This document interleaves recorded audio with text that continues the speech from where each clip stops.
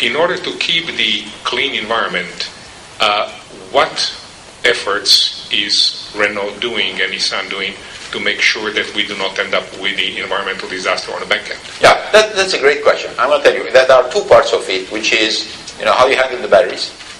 And the first one is it's going to require a huge investment. Okay? And this is a fundamental question, and this is a question which is going to shed some light into why car manufacturers, I mean, a lot of people are saying, why car manufacturers are asking for money? Okay? Why? Why car manufacturers are asking for money? Well, if we want, and this is not a question only in the US, that's a question in Europe, and this is a question also for Japan. Today, if we really want to transform this industry in a way which is radical, I mean, go for zero-emission cars, you're going to need a lot of investments. Because, as you said, not only we need cars which are designed from zero to be electric. I mean, you cannot take an existing car and retrofit it and say this is an electric car. It's not going to work. The good electric car is going to have to be designed from zero. You're going to have to start with different materials, with a different architecture. You're going to have to rebuild a new product lineup. And on top of this, every car needs a battery. So you need a huge investment in terms of batteries. Now, we are in a situation worldwide today where companies have practically very difficult access to credit.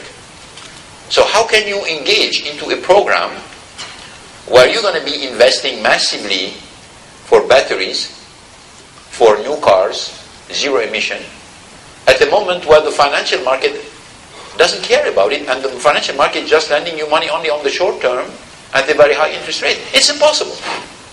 It's impossible. So independently about who is struggling and who is not struggling, that's not the issue. The issue is, if we're serious about transforming and taking this opportunity to transform this industry from a CO2 emitter, etc., to an industry which is as clean as possible, as fuel efficient as possible, the basic condition is make financing long-term, reasonable interest rate available for car manufacturers, linked to how much they are really investing for this technology. And again, that's not a big three issue.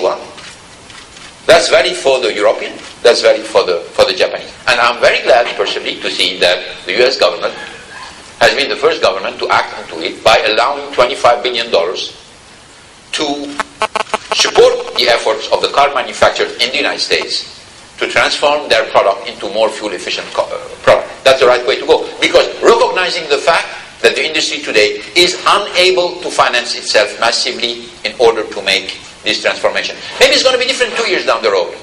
But do you want to wait 2 more years? I don't think it makes sense. I think we should go now. And the Europeans are asking for the same thing. They're not asking for some particular help. They are saying, you want us to make cars which are emitting less CO2. You want us to go for zero emission car. Great. We can't find the financing. We can. We can. And it's not a question about, some companies have a little bit more facility than others, but we are all in the same situation that the financial market today absolutely not lending for long term. Second, come back to the battery. Today, how many electric cars are produced in the world? 70 million cars were produced and sold last year.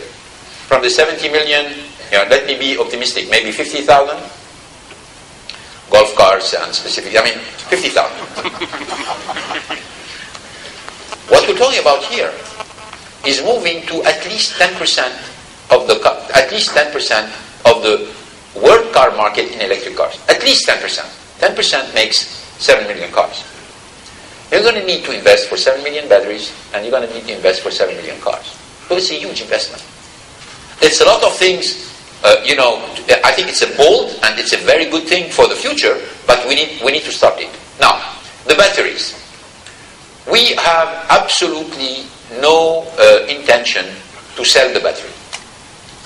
We don't. Why? Because the batteries are going to go through very small cycle of innovation. We're going to generate different generation of batteries. We're going to start with a battery with 100 miles of autonomy, followed by a battery with 200 miles of autonomy, followed by the battery with 300 miles of autonomy. Why? Because the technology is evolving all the time.